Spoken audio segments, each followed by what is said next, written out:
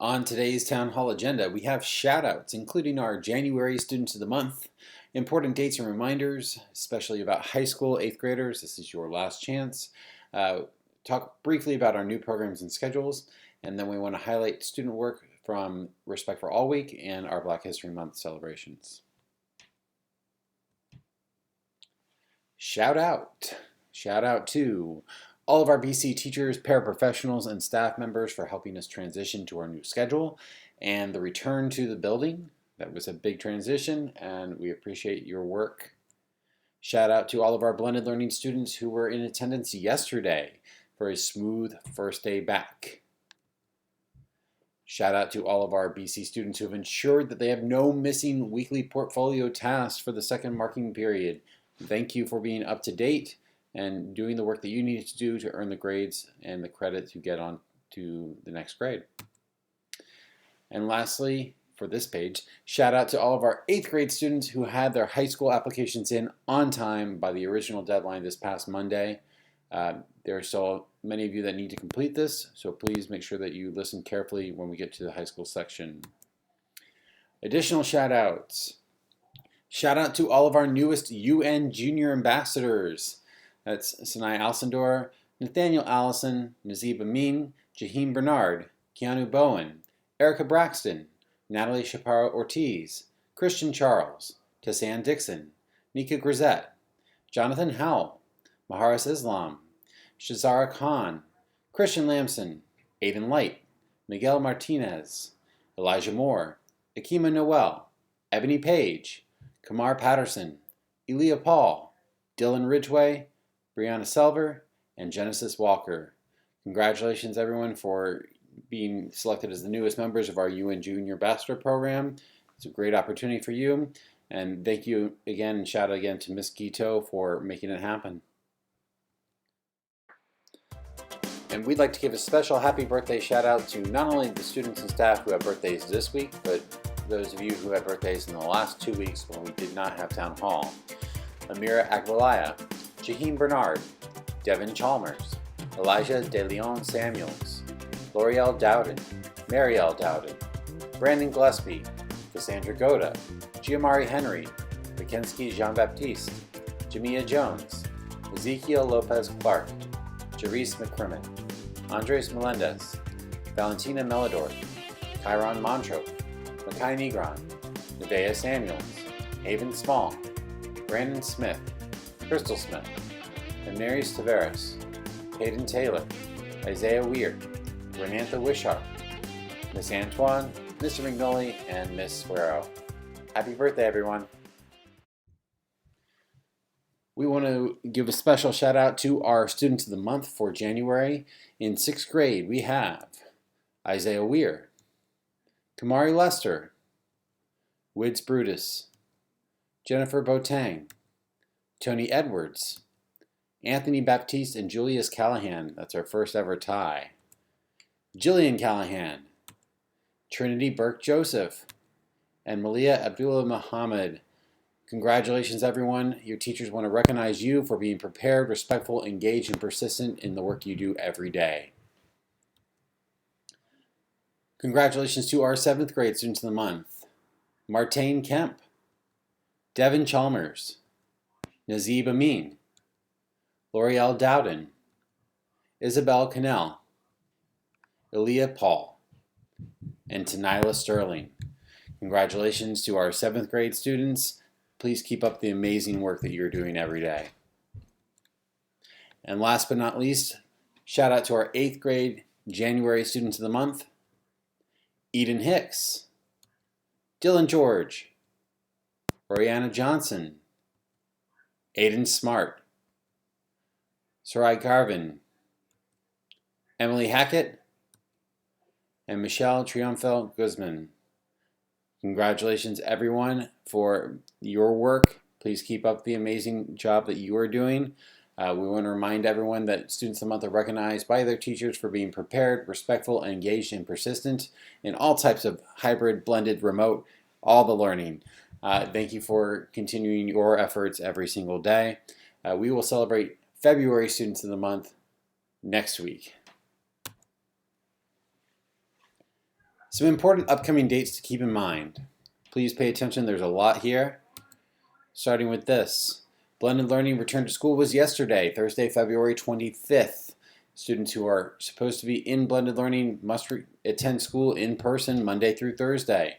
Okay, if you are in a Blended Learning class at 601, 602, 619, 701, 702, 801, 802, or 803, you are mandated to be in the building Monday through Thursday. If not, you will be moved from that class into one of the other sections, and you will be moved to a fully remote program for the remainder of the year. If there is any other circumstances that you need to let us know about, please reach out and email me as soon as possible. High school application deadline extension. 8th grade students, your high school's application deadline has been extended to this coming Monday. That's 4 days from now. So please make sure that you are attentive to that slide. Picture Day retakes for 8th grade students and Picture Day for 6th and 7th grade families who are interested is going to be Wednesday, March 10th. There are appointments after school, all afternoon and evening. It's at Class Act. You can sign up for those online. We sent a message out via PeoplePath and email about it. We'll resend that again. There's a BC Title I Family Workshop. This is actually the second part to this workshop. It's on Wednesday, March 10th as well. It's at 6 o'clock p.m. and that is going to be via the Google Meet. Parent-teacher conferences are going to be on Thursday, March 11th. Blended Learning students, we are in attendance that day. You will be dismissed after third period, so at the start of fourth period at 11:04 a.m. All the information for parent-teacher conferences will be shared in an upcoming town hall and emailed as well, but it's going to be setting up appointments through teachers. That way parents can get a hold of the teachers that they would like to speak with, and teachers can also get a hold of parents that they would like to speak with. That is on March 11th. Report cards will be posted prior to that date for the second marking period, and all the report cards, of course, are posted through the My Student NYC schools accounts. Physical report cards are not sent home. Additional important upcoming dates. Monday, March 15th, there is a PTA meeting that's at 6 o'clock p.m. and that information will be shared with you shortly, but it is via Meet as well. The third Math Matters interim assessment. We just took the second one a few weeks ago, but the third one is coming. It is on the week of March 22nd. It is very important that we show growth between the second and the third assessments in the reteach standards, so please make sure that you are working hard with your math teachers to complete that work and to do your best on these assessments. Spring recess. Spring break is March 29th through April 2nd. That is the immediate week after that math assessment. And that's where I'm going to stop for the upcoming dates for now. That was a lot. You can always find this information on our website. There is a calendar on our school calendar where you can see every date for the rest of the year. NX report card codes. I gave a shout out earlier to students who had made up this work. A lot of you have been working hard to make up missing portfolio tasks. We appreciate it. Your teachers appreciate it. And we give another shout out to teachers who have really been spending time one-on-one with students and small groups of students to get this work made up. It is very important that you do this work. If you have an NX code on your report card, it's a reminder that you will not be promoted to the next grade with an outstanding NX code. Okay, it means course in progress. You do not receive credit for the course with an NX. So you must resolve that work.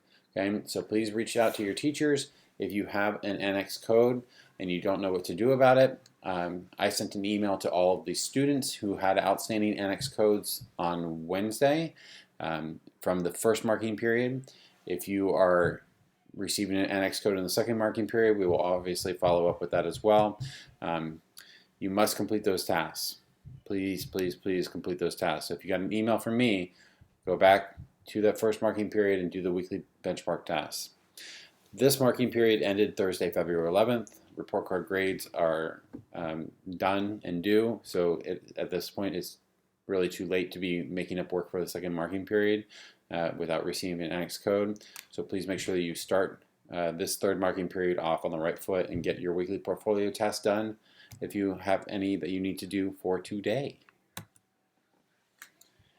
8th grade students, okay, the deadline was this past Monday. There are still 31 of you, as of earlier today when I checked, who have not completed your applications. Okay, we've been doing outreach, we've been emailing, we've been calling houses. Okay, please email Ms. Oliveri now with the best contact information for you and your parent if you are in 8th grade and have not submitted your application. All right, she's been trying to get in touch with you. The deadline, the final deadline, the last time you will be able to access this application is Monday, March 1st. That's this coming Monday. You need to email Ms. Oliveri as soon as possible, please. That way she can ensure that you have a submitted application and a completed application before the deadline.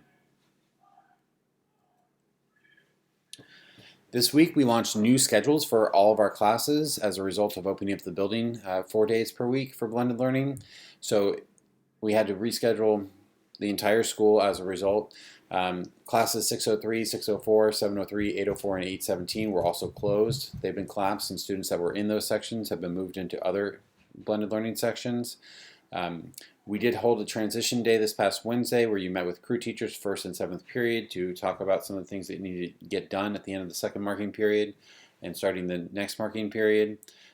Those schedules, your new schedules were emailed. I know that there was an issue with the links. They all failed today, or yesterday rather, at some point. And so those schedules are all posted on the website now, and they're all posted in Google Classroom as well. If you are a blended learning student who was not in the building yesterday on Thursday, you are expected to come in on Monday. Okay? If you do not come in on Monday and you are persistently not attending blended learning instruction, you will be moved to a fully remote program for the remainder of the year. So please make sure that you are contacting us if there's some sort of circumstance that we need to know about preventing you from coming in the meantime. We know that there's a handful of students who that applies to, and we've already been in contact with you. No student may move from a fully remote program to a blended learning program. So if you were in blended learning, if you were in one of the 21 classes, 21, 22, 23 classes, 27, 29 class, you cannot move to a blended learning program at this time. That window closed in November. It's just been a long time since we've been in the building physically. Closed about the same time the school closed. So if you have any questions about the new schedule and new programs, feel free to reach out. I know that there are a lot of questions about Spanish, so I want to talk about that really briefly. You should receive an invitation to a new Google Classroom today for Spanish class if you haven't already. The Spanish class will be a self-paced class. We know that different students have different proficiency levels, and so you're all going to be starting in different areas using the Rosetta Stone software. So you will be sent an individual login for that. This will be separate from your invitation to join the Google Classroom, but the directions for what to do will be in that Google Classroom. There are some periods, if you are remote, there are some periods where you have a teacher attached to you for that Spanish class. It'll be either Mr. Brown, Mr. Pierre, or Miss Leverage. On those periods, you should go to that Google Classroom. There will be a meet posted for you to join. That way you can, one, have your attendance taken for that period, but also so that way they can help troubleshoot if you need your username, your information, your password. If it's not working for you, you have other questions, and that way they can bring it back to me. Again, those logins will be emailed to you. You won't have them as of watching this video. We're still working on setting it up, but please just be a little patient. In the meantime, you can accept the invitation to the Google Classroom. That should be coming today. Just like we did in the last town hall meeting, I wanted to highlight some student work from both Respect for All Week and the Black History Month work that you've been doing in class. Your teachers are very proud of the work that you've been doing lately, and they wanted to take an opportunity to give you guys some shout outs and to share some of that with everyone. So first we will look at some Respect for All Week tweets. These are the tweets that you guys generated on the Digital Citizenship Day. We also have work from Nathaniel Allison, Hezeki Beckford, Alexander Dean, Aiden Johnson, Josiah Pineda, and Renantha Wishart.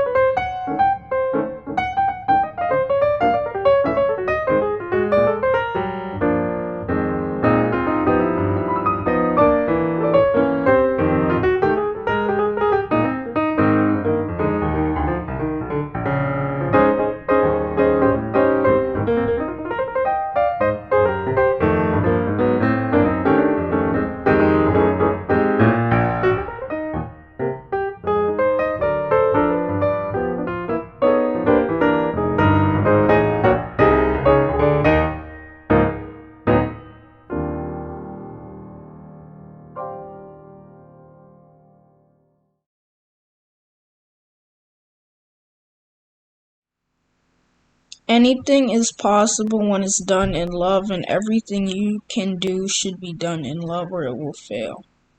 Dr. Daniel Hale Williams was born and raised in Hollidaysburg, Pennsylvania on January 18, 1856, 5 years before the Civil War began. The Civil War was a war between the southern and northern states over slavery. When he grew up, he followed in his father's footsteps in becoming a barber, but his business failed after a while. Then a few years later, he became an apprentice for Dr. Henry Palmer, a local doctor and respected surgeon who had been head of the largest military hospital in the country during the Civil War. He also became a clinical instructor and demonstrator in anatomy at the Chicago Medical College. After Dr. Daniel Hale Williams graduated from Chicago Medical College, he worked towards becoming a surgeon. At the time, there were only 3 African American doctors in the city of Chicago. He became the first black surgeon. He also performed the first successful open heart surgery. The guy that he ended up saving The guy that he saved ended up living longer than Dr. Daniel Hale Williams. Dr. Daniel Hale Williams was a leader, inspiration, and successful surgeon. Dr. Williams was also famous for opening a hospital called Providence Hospital, and Dr. Daniel Hale Williams died on August 4th, 1931.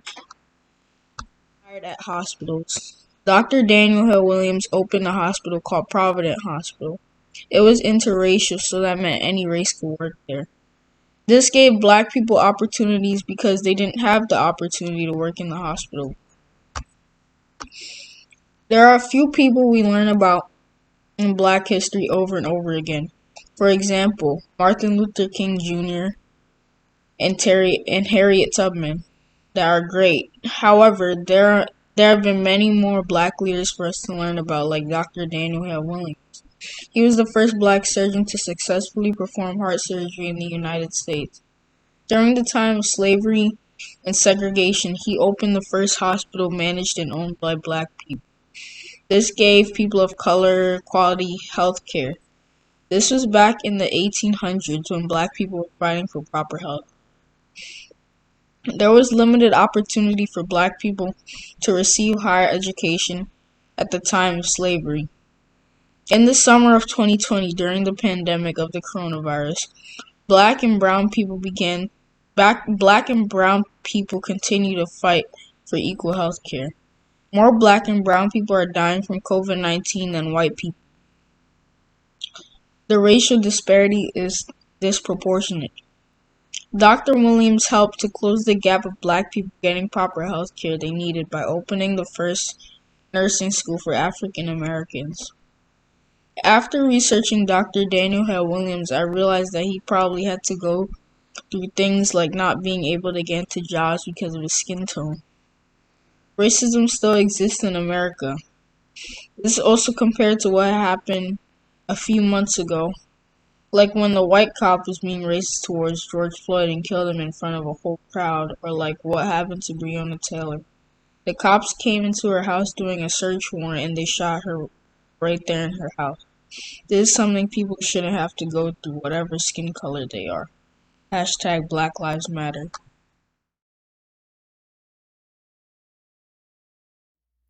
Hello, my name is Hezeki Beckford, and for this Black History Month project, I will be explaining the poem Still I Rise by Maya Angelou. Without a celibate, we rise. You may write me down in history with your bitter, twisted lies. You may trod me in the very dirt, but still like dust, I'll rise. Does my sassiness upset you? Why are you beset with gloom? Just 'cause I walk as if I have oil wells pumping in my living room.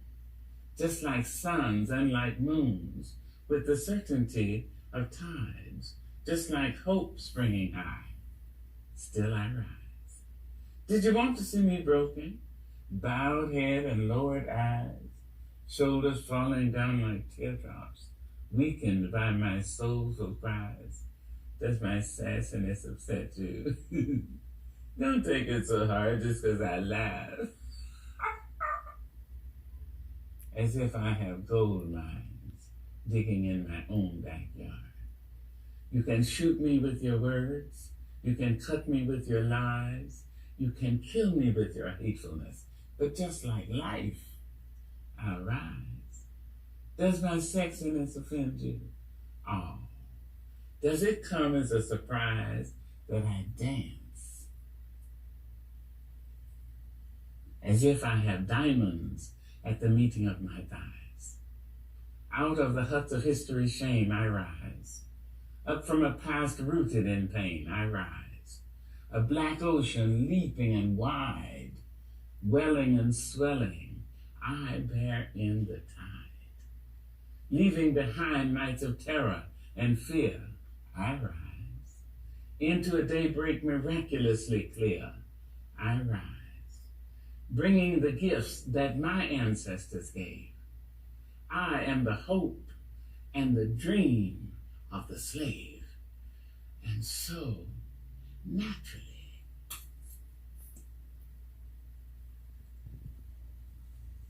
there I go rising.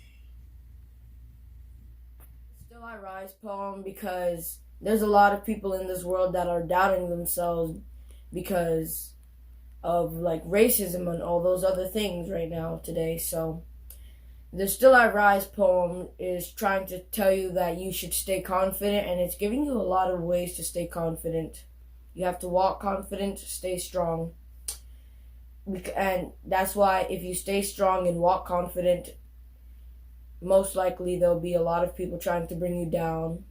But still, you should rise. Hi, my name is Alexander Dean from class 722, and this is my essay for Black History Month, and I made it on Rebecca Lee Crumpler.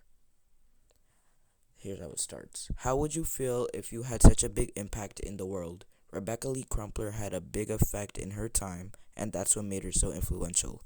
Rebecca was born on January 8th, 1831 in Pennsylvania. When Rebecca got older, she moved to Charlestown, Massachusetts, where she got her first job. Also in Charlestown, Massachusetts, Rebecca helped more than 4 million slaves make the transition from bondage to freedom. Also, since Rebecca was a nurse, even in the horrible times, she still helped and treated the people in need and never hesitated to. Rebecca, in 3 words, is strong, determined, and helpful. I chose those words because from learning more about her, I saw that she was always strong physically and mentally, always determined to support people in need, and always would find a way to help somebody. A famous quote said by Rebecca was, "I early convinced a liking for and sought every opportunity to relieve the sufferings of others." In my opinion, this quote shows and tells that Rebecca liked helping people that needed it most, and she would use every opportunity she got to help others. Rebecca is such an inspiration to people, and I think kids should know more about her. Kids should learn about this person because it's saying a lot about how to help others in need and to be brave. Rebecca helped her lovers and people in need, which is a sign of bravery and determination. Also, kids should learn about her hard work and advance social justice and equity. My piece of information to prove this is in the passage. It tells the reader how helpful and caring she is, and how she saved more than 4 million slaves, helped pedestrians in the middle of a dangerous time of segregation and slavery, and helped the ones she loved. This tells me that she is really kind-hearted and can help all different groups of people. While studying more about Rebecca Lee Crumpler, I learned something about her. Something I learned after researching this person is that she has a bright future. Rebecca took a bold step of applying to a medical school and was accepted into the New England Female Medical College. She was also the only African American graduate. This influences me because it tells me whatever I want to do, I can do it. Even when there are obstacles, there's always a pathway. This was my essay.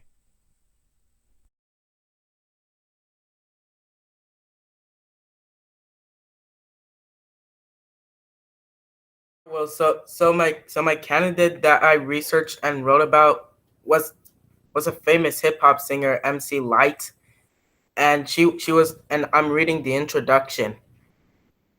MC Light was the first MC Light was the first female hip hop artist to receive a gold record. She released a total of 8 solo studio albums. MC Light's original stage name was Sparkle. Two important things that this person has done is that one, MC Light has developed her art as MC into a brand and expanding into a range of other art forms and industries. And two, she created music for everyone to enjoy. Kids should learn about this person to understand the better concept of hip hop and music. My name is Josiah Pineda. Thank you. I'm 721, and I will be reading this poem called Freedom Walk by Charles E. F. Freedom. They say we'll never get it. I believe when people hear the colored side of the story, injustice anywhere is an insult to justice everywhere. They chant and throw objects, but I'm not giving up. I feel like I could walk all night for freedom. Cops yell and block the roads and order people to go back. Groups of Caucasians chant in our face and hold up signs, but all I can say is keep walking.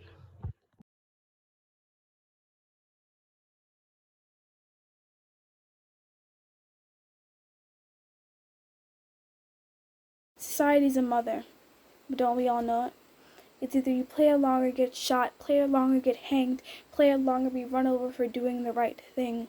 Wrong time. When will it ever be the right time? The rules are play along and get beaten to death, play along or get raped, play along and be pinned to the ground and have your oxygen taken away. The one thing that was all of ours, the one thing that we shared, taken away. For centuries we tried to be equal, first Abraham Lincoln, then Martin Luther King, then Rosa Parks and Malcolm X. You see, I've realized the people who tried every day are the people who actually cared. Others just wanted to follow the trend.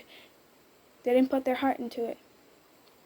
They scream Black Lives Matter, until the doors are closed and then it's all lives matter. You say all lives matter, but what do you know? Is it all lives that are killed in their homes? Is it all lives that are taken away from their mothers at the ages of 4 to 17?